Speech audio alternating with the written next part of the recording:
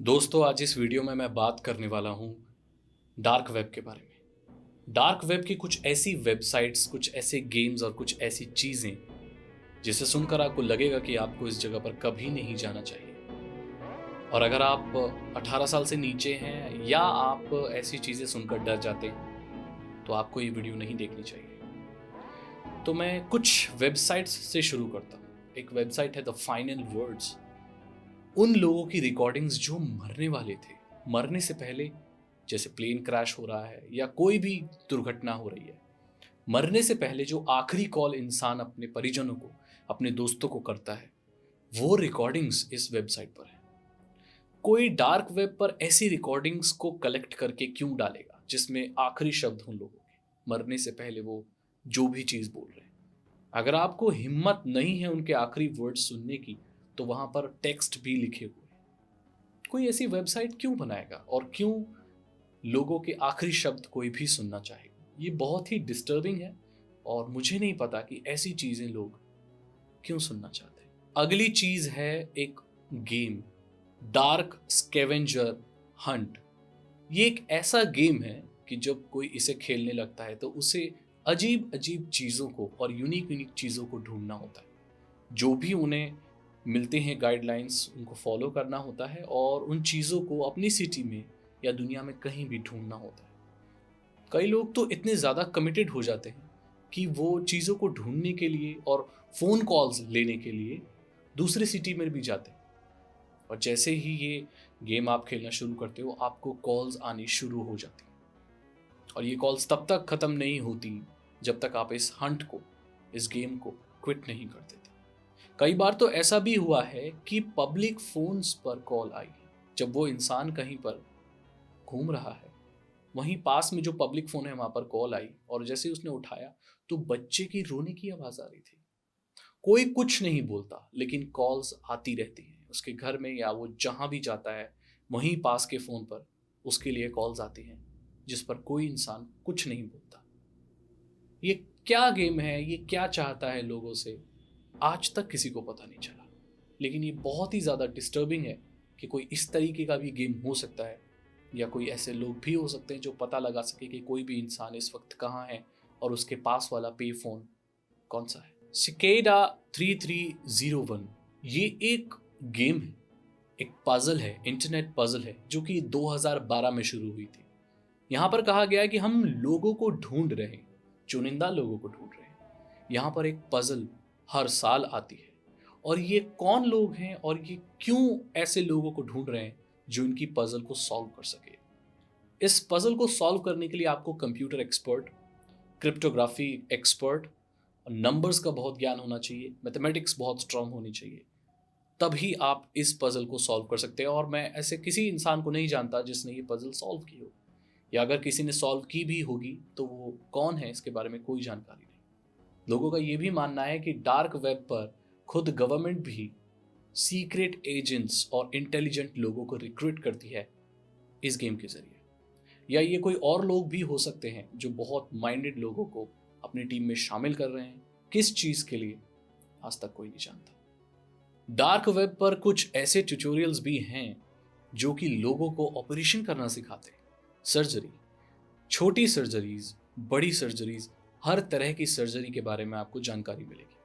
वहाँ पर ऐसी सर्जरीज भी हैं जो इंसान खुद के ऊपर कर सकता है, जिससे वह कभी बाप नहीं बन सकता, या वो पर्टिकुलर नसों को ब्लॉक कर सकता है, या इस तरह की चीज़ें भी डार्क वेब पर हैं।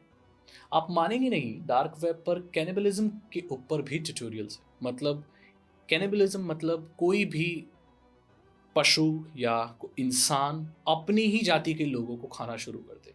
जैसे अगर इंसान इंसान को ही खाना शुरू कर दे। इतनी डिस्टर्बिंग चीज़ें, इनके टेक्स्ट और वीडियो ट्यूटोरियल्स, ये सभी डार्क वेब पर हैं, जो कि किसी भी एक साउंड माइंड के इंसान को नहीं देखना चाहिए। वहाँ पर उन लोगों के ब्लॉग्स भी हैं जिन्होंने इंसानों को खाया है और उनके हिसाब से इंसान का कौन सा हिस्सा सबसे ज़्यादा टेस्टी होता है, इस चीज़ के बारे में जानकारियाँ हैं। मैं आपको बता दूं, कैनिबलिज्म भारत में भी होता है। कुछ ऐसे अघोरी होते हैं जो मुर्दों को, जो मर जाते हैं, उनको निकाल कर, और या तो नदी से या ज़मीन के साइड से कहीं से भी उनके जो भी अवशेष बचते हैं उनको निकाल कर खाते हैं। जी हाँ, ये अपने आप को पुजारी बोलते हैं, घोरी बोलते हैं, ये जो होते हैं ये खाते हैं। लेकिन वेबसाइट्स पर ट्यूटोरियल मिलना और कौन सा हिस्सा ज़्यादा टेस्टी होता है, मरे हुए लोगों को खाना एक एक नॉर्मल इंसान नहीं कर सकता। तो इस दुनिया में ऐसे लोग भी हैं जो इस तरह की चीज़ें करते हैं, और ऐसे ही लोगों का हब है डार्क वेब।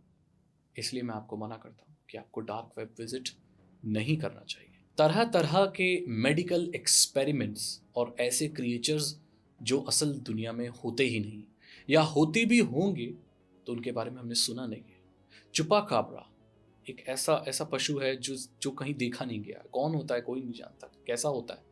उसकी कुछ फोटोज, अजीब अजीब से रिसर्च पेपर, मेडिकल एक्सपेरिमेंट्स जो कि जिनकी मनाही है। आपको पता होगा प्रथम विश्व युद्ध और द्वितीय विश्व युद्ध में ऐसे बहुत सारे मेडिकल एक्सपेरिमेंट्स हुए थे जो कि आज के वक्त में हो ही नहीं सकते।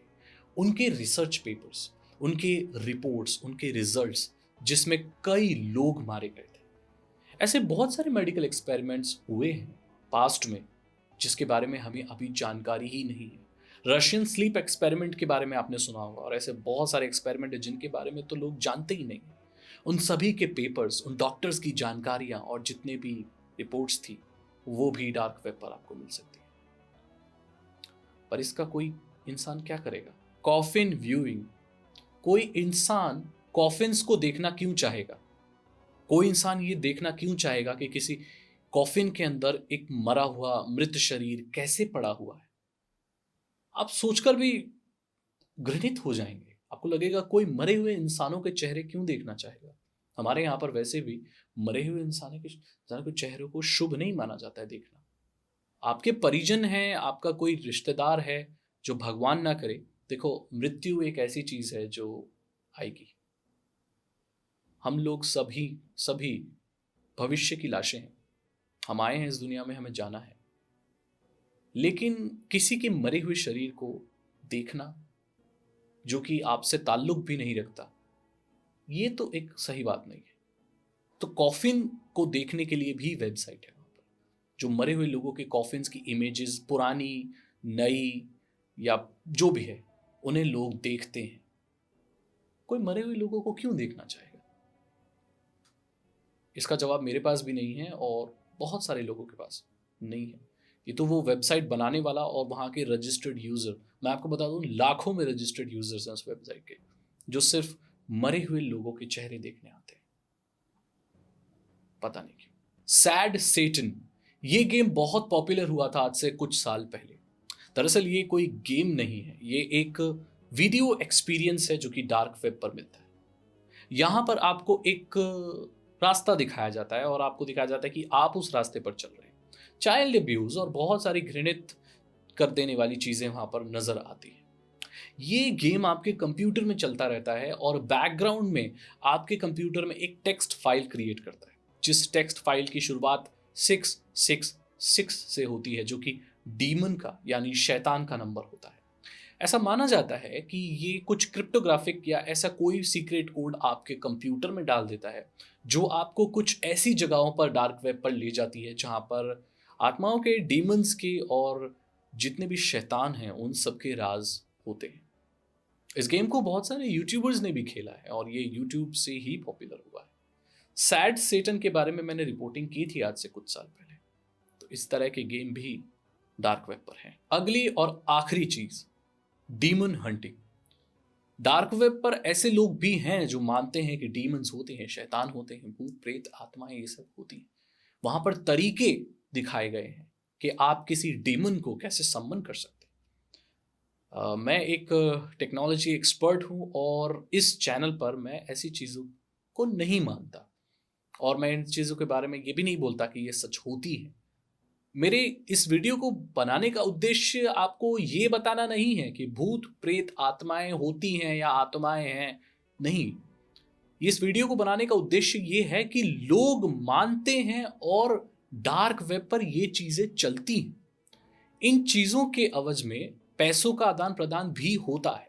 अगर आप पैसे देते हैं बिटकॉइन में तो लोग आपको वहां पर ये सिखा सकते हैं कि आप डीमन को कैसे सम्मन कर सकते हैं, मतलब बुरी आत्माओं को, शैतान को कैसे अपने वश में करके अपने काम करा सकते हैं।